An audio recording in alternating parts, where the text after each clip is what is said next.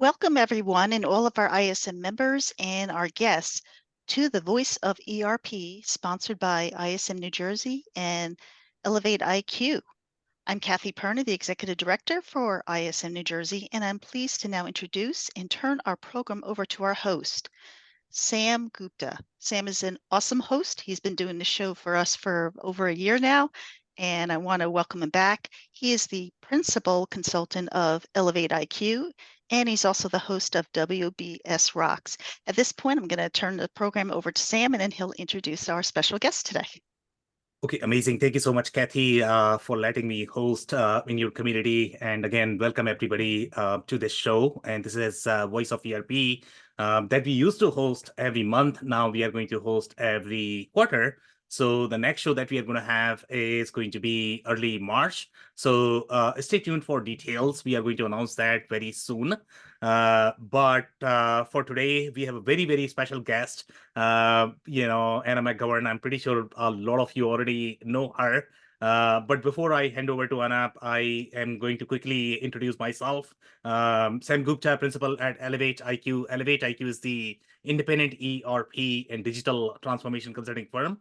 We help our clients with enterprise technology selection, digital transformation strategy, as well as change management. On that note, Anna, would you like to introduce yourself? I know everybody's probably going to know you, but still, some intro might help. Thank you so much, Sam. It's a pleasure to be here with you and with the ISM community. I'm delighted. So my name is Anna McGovern. I'm the founder and managing director of Pondview Consulting. We are the supply chain and procurement experts. So I've been doing this full time for 2 years after a 34-year corporate career in supply chain. Half my career has been in the procurement realm, where I've done all manner of strategic sourcing at the local, regional, and global level. And the other half of my career has been in the end-to-end supply chain. So my last 3 corporate roles were created for me because of this blend of end-to-end supply chain and procurement. So I'm happy to be here with all of you. Okay, amazing. Thank you so much for the introduction, Anna. And in the audience, if you guys have any questions or comments, I mean, I typically don't have a lot of questions. So if you can ask those questions, it'll make my job a lot easier. Just a little bit more about Anna. Obviously, Anna, you have spent 34 years and procurement people. I mean, if there's one person in the procurement and supply chain community that you should be looking up to, that has to be Anna. I personally do that. I mean, the kind of leadership skills, Anna, that you bring to the table, they're just mind blowing, to be completely honest. I wish one of these days I could be Anna. On that note, I mean, we are going to peel layers into that, to be completely honest. Okay. So in your journey, so when you were, and I don't know how you want to do this, we definitely want some stories from your perspective, how your career progressed, what were your challenges, so that we can learn from you. So maybe describe your journey a little bit more overall, how it started, and then what were your core challenges when you were growing in your career? Sure. Thank you so much for that. It's funny because I've been through the purchasing realm, the supply chain, or the supply management realm, and then finally the procurement realm. And each one of these have a different take. So I started my career in manufacturing. And shortly after I did a customer service role, I joined manufacturing operations and started managing materials, which morphed into a procurement manager role. Back then, this was very transactional. We weren't doing strategic sourcing. I need this, go and find me that. There was Yep. no real value generation. It was all transactional. And then, after working in industrial plastics for the first 8 years of my career, I got recruited into Unilever, where I spent 23 years of my career. Unilever is a consumer packaged goods manufacturer, global, and that's where I grew up. That's where I got trained in supply chain and in procurement. And I started my career there in supply chain planning. I did a couple of ERP implementations. And then I was asked to join supply management, right? And this was in early 2001. Uh, they wanted people with an end-to-end planning background, somebody who understood the end-to-end supply chain to start working with suppliers. Okay. And I had a finance background, and they wanted us to start looking at what are the value drivers, Yep. right? And I didn't know anything about what that meant at the time.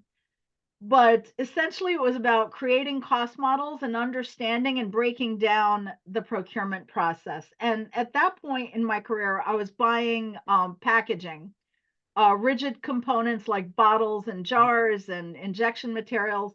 And at that point, I started visiting suppliers so I can understand those value drivers. And then I started to chase the waste, right? And understand what's a good fair margin for my suppliers and what's a good fair deal and negotiation for us. And at that point, that started my work in win-win solutions. There are many of my colleagues out there that say, if it's win-win, then you've lost. Yep. I've never practiced that philosophy, because what you want is you want suppliers who are going to make you a customer of choice, and it starts with allowing them to win. Yeah. So at that point, I was doing a lot of strategic sourcing, saved millions and millions and millions of dollars through understanding the cost models and the breakdown of the various components of a cost element. And then we started with the global then realm of, what we called partner to win. And these were these strategic relationships. Like, to give you an example, Yeah. I was doing personal care for Unilever. It was a 22 billion euro business globally. We had over 10,000 suppliers, but over 75% of our spend was 37 suppliers out of the 10,000. So it really became about these strategic opportunities, about partnering and creating a platform where top to top decision makers would get together from the business and from the supply base to be able to create these opportunities for innovation, for creating value to the top line. And I was doing that back in the late 2000s, before it became sexy to start talking about what all that means. So this is like 2008, 2009, 2010. We were doing this partner to win strategy and creating those opportunities. And I've been in love with procurement ever since, because, quite honestly, it's all about creating these strategic partnerships and creating value to the top line, not Yeah. just the bottom line. So I'll stop right there and see if you want to ask me anything about this journey that I've done, along the way. Yeah, so And we definitely want to dig a little bit more, I guess, in the journey. So one of the things that I would like to touch on is, and I don't know, Amici, you mentioned a lot of different industries, and each of those industries are going to have very different processes, very different challenges. So which is the most complex industry that you have worked in, and describe some of the specific challenges that were really challenging for you, I guess. yeah, so some of the biggest challenges that I faced, for example, after I left Unilever, I joined a private equity backed company. And I was hired specifically to create a strategic sourcing organization out of a transactional procurement organization. And I'm going to channel my inner Susan Walsh, the classification guru. The biggest challenge that we had were thousands and thousands and thousands of dirty data records Yep. that were in the system. We really struggled to understand what our real spend was, because Yeah. we needed to create a clean set of records. There were many duplicate records, unclassified data records. And so the biggest challenge to understanding what you really are spending is really understanding the data and putting some emphasis on it. So the first order of business was to create a data management team, Yep. right? So I was able to get approval to focus on data cleansing. so that we can create value out of our procurement. So once we were able to look at this, and it was, you've seen this over and over again, because one of the other challenges was to implement a new ERP system. We were looking at Dynamic 365 for this particular piece of business, Yeah. and getting that cleansed data was absolutely critical to creating a strategic sourcing strategy. Yep. To really be able to analyze our spend. And I've experienced this in various points in my career, but in early 2018, I would say that was the biggest challenge of my career was getting that cleaned up. Yeah, no, that's data is always a challenge. And I was thinking that maybe you are going to sing as well, like Susan Walls. She's amazing. She's phenomenal. By the way, guys, if you don't follow her, please do on LinkedIn. She's just amazing. So, and obviously, one of the things that she talks about is data. And from the data perspective, and in this particular case, and I don't know, since you mentioned ERP as well, ERP is going to be slightly more cross-functional than just the procurement piece, right? Because Yeah. then you need to align literally everybody. You need to align your accounting, finance, obviously procurement, sales. Sometimes, marketing may not be as connected, I guess. HR may not be as connected, but still, you need to align all of them. So one of the challenges that we personally face, and we are sometimes, doing very similar things from the ERP selection perspective, change management perspective, and the challenge always is that cross-functional alignment. Yeah. And let's say if somebody's in procurement right now in the audience, right? And for them as well, this is going to be a massive challenge. How do you align all of this? And if they are trying to champion, let's say, an ERP project, it's a massive, massive challenge for them. So what is your sort of advice process that you would want them to follow to be successful, not only in championing, but being really successful, with any of the selection implementation projects? Well, Sam, it's not even just about an ERP implementation. So let's just take a strategic sourcing Yep. activity. Yep. If you're going to change suppliers, Yep. there is an awful lot of change management that you need to think about, right? Because you need to align, especially if you're talking about direct materials, you're talking about manufacturing. You've got these local to local relationships that are embedded. Yep. If suddenly I'm going to take away your favorite supplier that you can count on, day in and day out, or they're, these are suppliers that reward your bad behavior because they bend over, but then, the business is paying for that. Yep. There is a significant amount of change management and business alignment. It starts with understanding what is the fundamental goal of the business, and procurement needs to align to the goals of the business. So as you're running through a strategic sourcing exercise, first of all, you need to make sure you're aligning on the technical capabilities, the financial capabilities, the sustainability capabilities of these suppliers that you're picking. And then you need to socialize who these people are that are going to be in your RFI, your RFP process. And then when you create the technical specifications to conduct the final tender and the RFQ, everybody is already aligned. Okay, so you've got your R&D team, you've got your financial team, you've got your manufacturing team who's blessed these choices about why or why not we're going to conduct this tender, why not this is the set of suppliers that we've agreed upon, right? If your favorite supplier is conducting child labor in Indonesia, you want to explain that to them. This is not a supplier we want to do business with.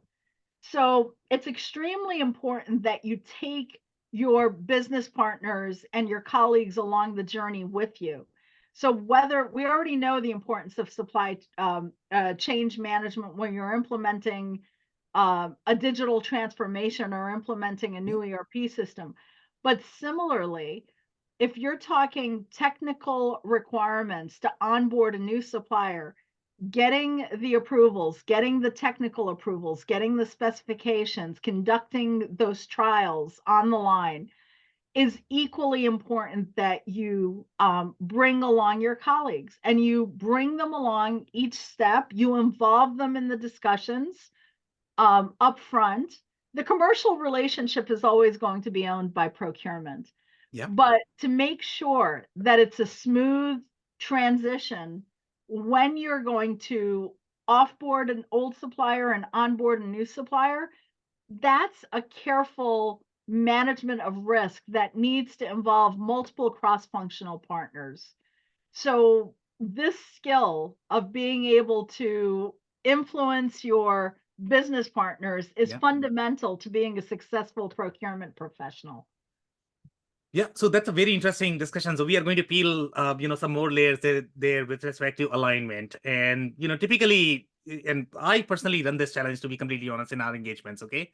So we all are trying our best to align as much as possible. We all are discussing as much as possible. And we are always are going to have these arguments. Hey, I thought we had discussed this, right? Yeah, 2 days back, and you sort of don't get it. What's going on here, right? Because, especially if things are going to be very complex in nature. Any of the ERP implementation, they're very complex. Sometimes people sort of feel that they kind of got it, but they did not. So there are always going to be layers. So in your experience, and obviously, I mean, the more experience you are going to be on in your case, you have been doing this for 35 years. So in your case, you kind of know when people did not get it. But let's say if somebody is starting their journey right now in the room and they just don't know how to read between the lines, how to read the signals when people sort of don't get it, and how to uncover these issues from the change management perspective. Yeah, so Sam, very good point. I've often said, when we're in procurement, we wear multiple hats. Yeah. We are, procurement managers, we're finance managers, we're compliance and regulatory managers, and we're cheerleaders for our teams, we're cheerleaders for the supplier. So it's extremely important that as you're communicating, you've got to document, the process correctly. When Yeah. you're having these meetings, you need to have roles and responsibilities clearly defined. You need to have your decision makers. You need to create a RACI, right? Who's responsible for what, who's accountable for what, who's consulted, who's informed. And you need to make sure that you've ticked the box on everybody that could bring your project crashing down. Fundamentally, it's extremely important to bring on finance and IT. There's very little that you can do if finance and IT are not on board. A lot of times, if we're bringing on new suppliers, there are new integrations. How are you feeding the data? We're very rarely doing it via email and manual spreadsheets anymore. Yeah. So there are IT integrations that need to be thought about. What does finance need? In terms of tracking the P&L, the cost of goods. You need to make sure that they're bought in. And how do you gauge whether somebody gets it or not? You need to ask and you need to repeat over and over, this is the action, this is the agreement. Are we aligned? Right? And you need to reach a consensus, and that needs to be clearly documented. So having whatever tools people are using, whether it's SharePoint or Teams or Slack or Asana, whatever platform where you've got the actions, you've got the agreements, you've got the notes and the minutes, and you've got the accountability. There's always got to be a spreadsheet with a status tracker, and somebody has to own it. Sam Gupta owns this, and it's due by, December 18th, and then you're going to come and we're going to ask you about it. Yeah. So that process of careful management, and then over communicating is going to be critical. That's in any change management is communicate, over communicate, train and repeat, rinse and repeat. Yeah, so some very interesting points there, and I completely agree with the process that you mentioned. The more you are going to document, the more you are going to assign, the more you are going to have the RACI chart. I think, that's going to help everybody in terms of, finding the accountability. So I'm going to touch on two different layers there, and then I definitely want your thoughts in terms of what you have seen.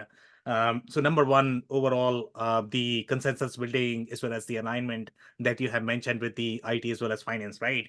Let's be honest here, okay? We have competing priorities, okay? Whether you talk about IT, finance, procurement, everybody has their own competing priorities. They have their own, the way their compensation model is designed. They have their paycheck, right? Their own motivations. So everybody is going to have their own sort of language that they understand, speak. Now, building consensus is always hard with them, right?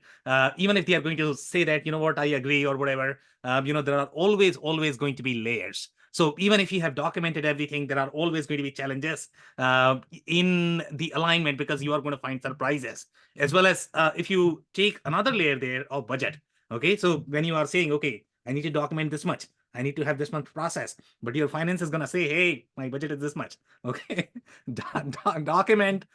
documentation is probably not going to be there because you just don't have enough time, I guess, to do that. So all of these are very competing ideas. So in your experience, how do you handle these things, when you are dealing with these competing groups, I guess, competing interest, and building consensus there?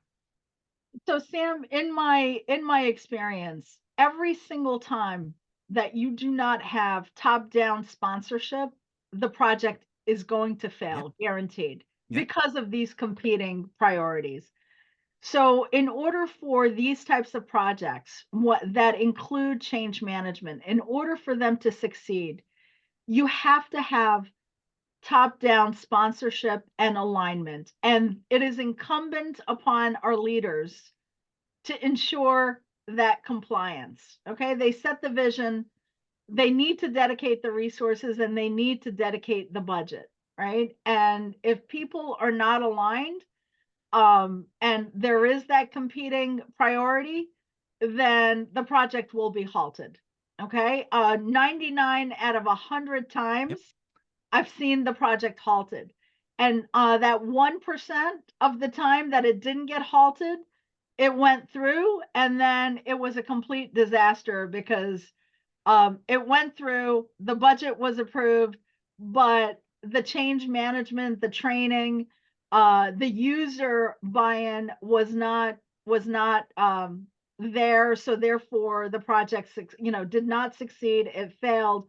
And it's like, well, we tried this before and it failed. Yep.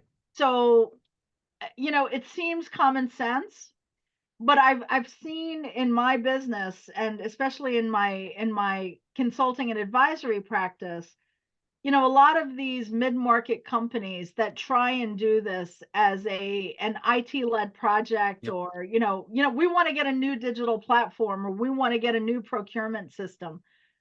It's never going to work. It has to start with the why. Why are we doing it? What are the benefits? Who has to buy in? Which users have to buy in? You cannot force the change unless you explain what's in it for them. And it's not easy. Change is very painful. Yep. Okay, but if you want to get the return on investment, it's extremely important that we understand the why. Why do we need a new procurement platform? What's the difference between Coupa versus GEP? Is there a cheaper approach? Is there a more integrated approach? What about the integrations, the APIs, what about the cybersecurity? Particularly in procurement, this is a major concern. This is why we need IT. And if you start looking at the platforms that are out there, there's more than 350 platforms out there. How do you choose? Yeah. So IT needs to be in. They need to understand the integrations, but more importantly, we need to understand why are we doing this? Yep. And the CPO, Chief Supply Chain Officer, the COO, the CFO need to be aligned, and they need to be supporting the project all the way down. I can't think of too many exceptions where if you don't have this, you're going to succeed.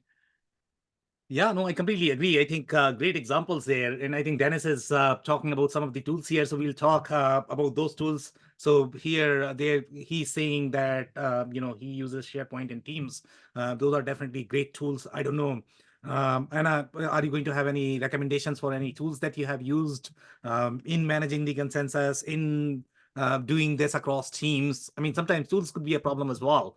Yeah. So in your experience, what worked for you, I guess? Yeah, I mean, so many corporations are unfortunately in bed with Microsoft. So many of us are forced to use the Microsoft suite of tools, and that works well. Okay, that works well if you design it the right way. If you've got the SharePoint, you've got the Teams. It's important to get the training, and there's always a super user that does that.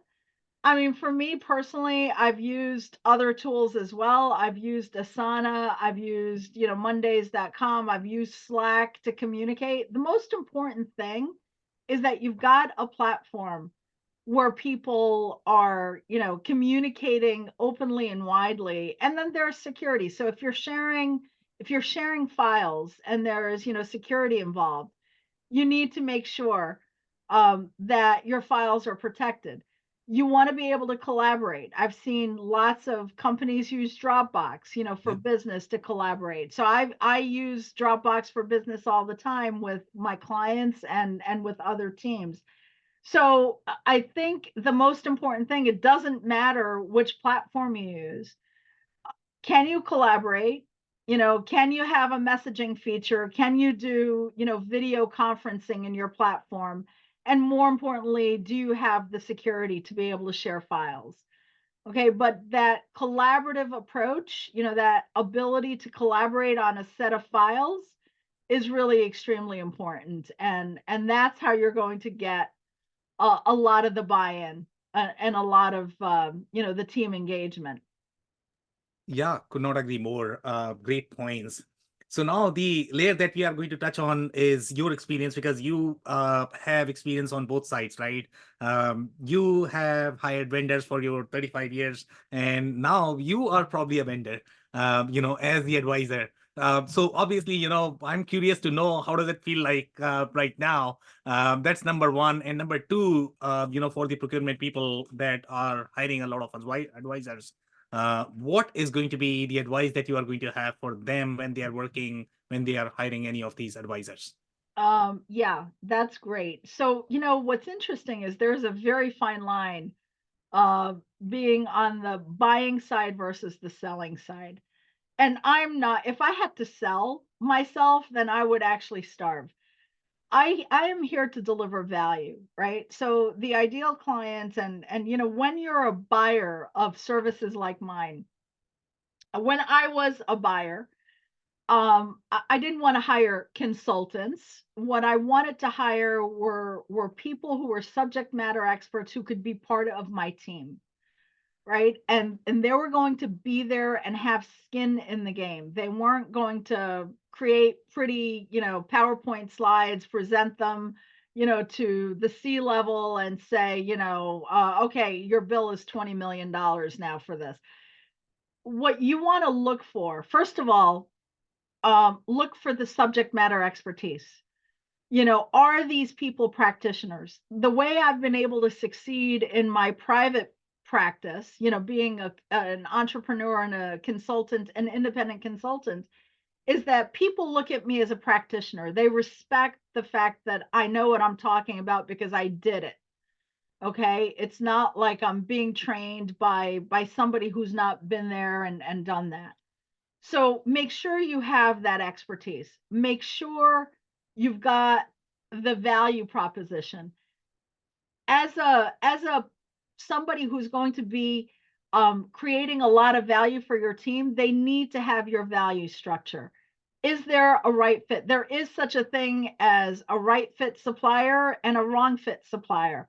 Make sure there is the right chemistry because they're going to interact with your team. And the other thing is, you as a buyer need to be able to say to the provider, the service provider, the vendor, they need to be able to tell you the truth and you need to be able to hear the truth. If you want somebody who's going to sugarcoat the problem and just say, oh, and sweep it under the rug, then you are doing yourself a disservice. Make sure you're hiring people who are not afraid to tell you the truth so that you don't get blindsided in the end. Okay, so very interesting points. And obviously, I mean, there are always going to be layers even with these things, right? I mean, when people, some people, when they are going to be telling too much truth, I guess, they might come across as slightly more disruptive. I don't know if you have the similar experience or not. If you talk about consultants, obviously, there is a lot of noise in the market. So it's very hard to vet that subject matter expertise, especially if you are not going to be expert of that domain. If you have done this, 500 times, I guess, then you would probably know that who is really meaning it, who has the subject matter expertise. And if you don't have that expertise, then it's going to be really hard for you to spot who has the real expertise. So yeah, provide some more colors there in terms of how do you vet the subject matter expertise? Yeah. So the most important thing to realize is that because there's so much noise, I mentioned, there's more than 350 procurement platforms out there, right? Just look at Dr. Eloise Epstein's spider chart, and it's enough to make you pass out. The way technology is changing, the advent of generative AI, machine learning, everything else, all these buzzwords that we hear. I think I read somewhere recently that global knowledge is doubling every 12 hours, right? It's doubling every 12 hours. So therefore, we can't possibly know everything. We're not going to be expert in every system and every technology. The way you're going to judge the expertise is by the questions that they ask. Okay. So I am not an expert because I know every piece of technology that's out there. Technology is a tool. The expertise is measured by asking the right questions. Do I know the right questions to ask about the end-to-end supply chain? Do I know how to connect this particular tool to my business strategy? Do I know the right risk profile that my business can tolerate? And how are these tools going to answer these questions for me?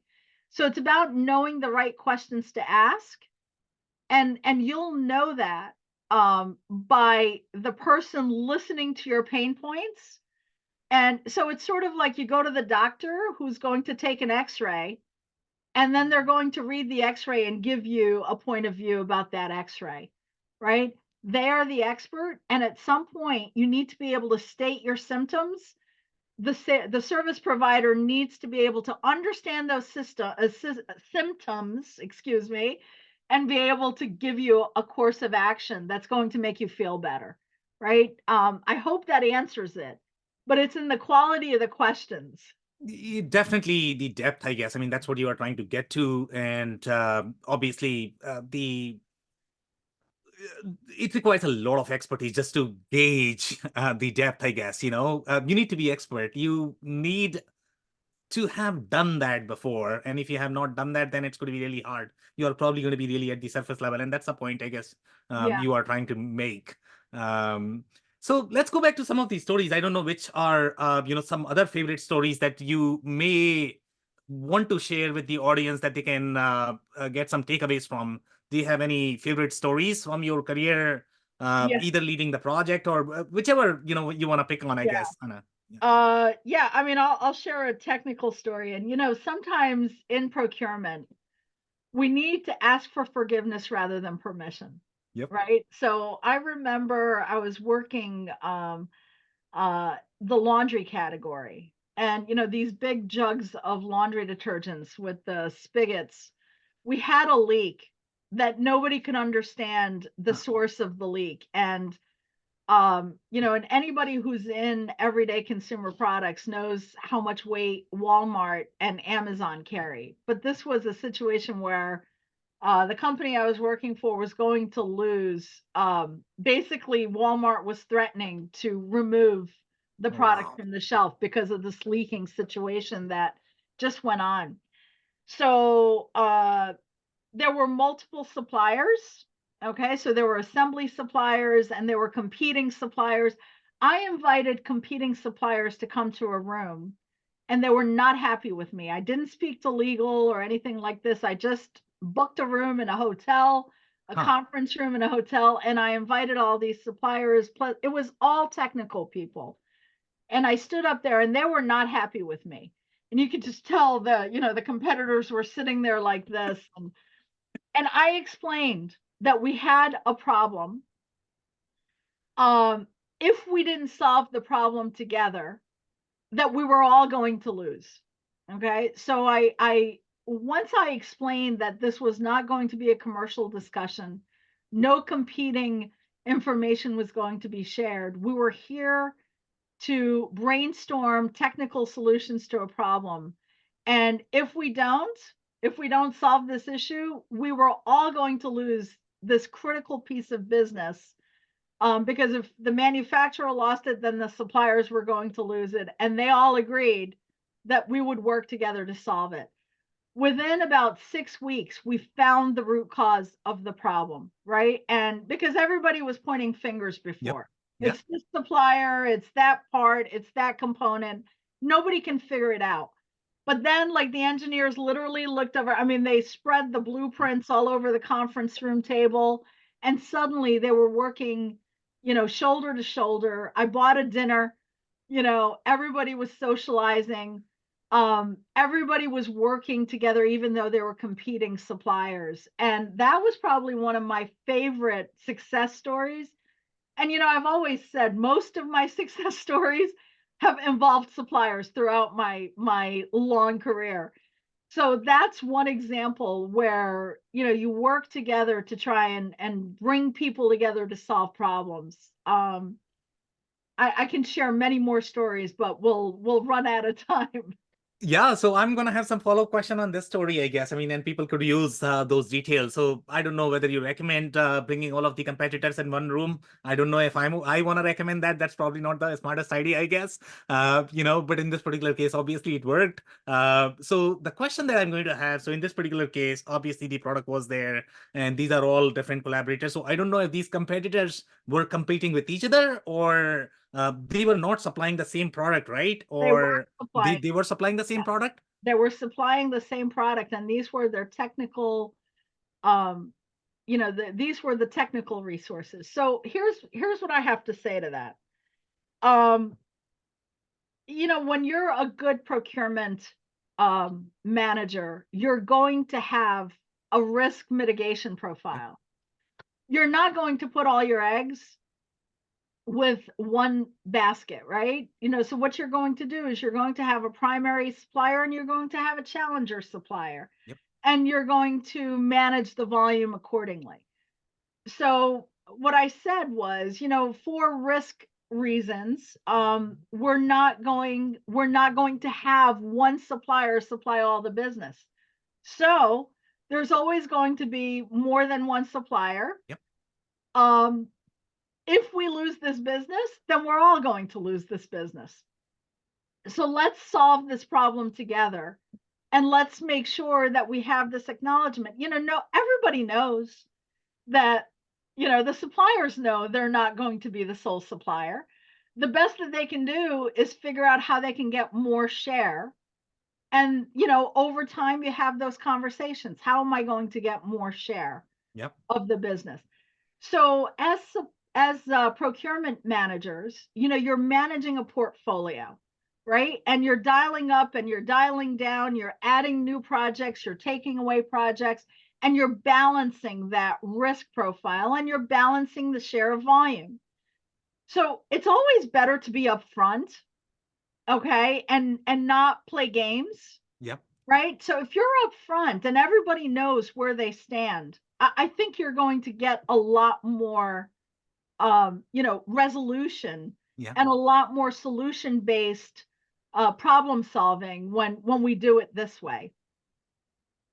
Yeah, so very interesting. So we are going to extrapolate this story a little bit, okay? So when you talk about the leak situation, right? And the leak situation, if you especially talk about any of the digital transformation project systems, data, the leaks are going to be far bigger, I guess. Yeah. And nobody will be able to spot them. And there are going to be games, always.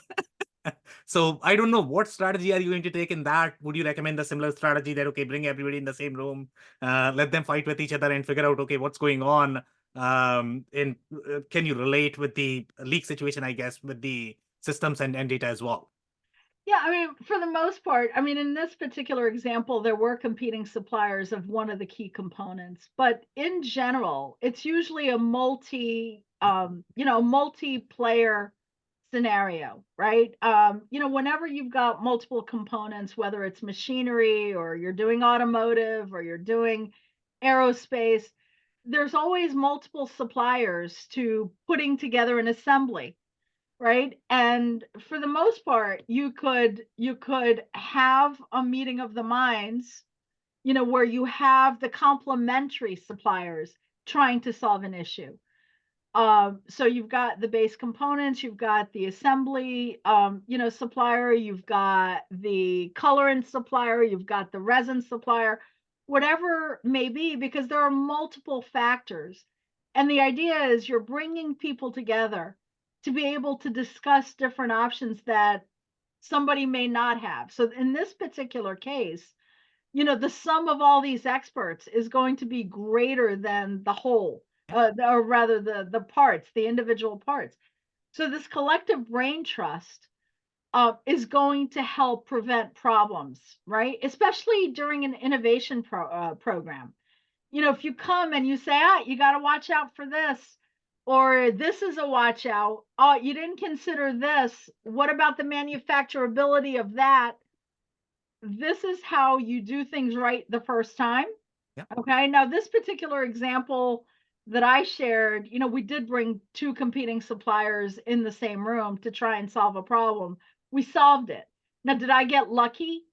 Was that the best approach? It was at the time, right? It was at the time. Would I do it again?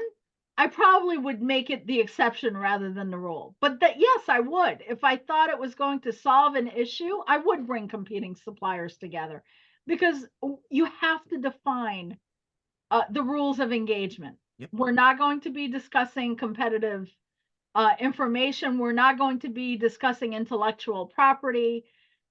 So there are certain things that are absolutely common sense that you wouldn't do.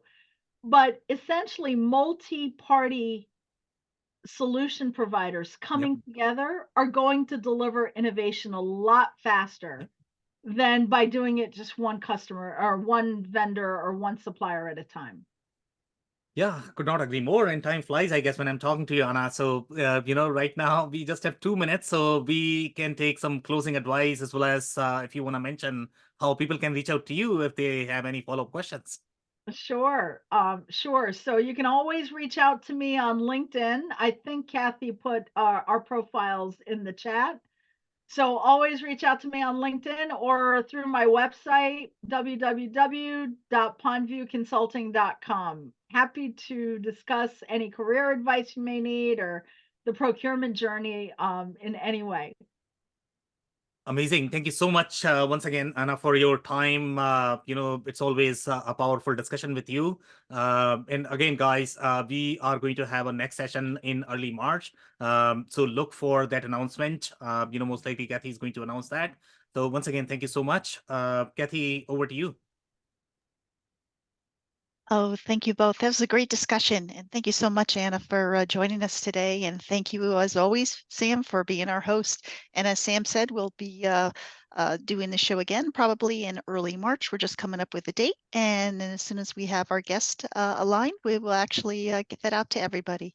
At this time, I just want to thank everybody for joining us today. And thank you again, Anna and Sam. Thank you, Thank Kathy. you so much.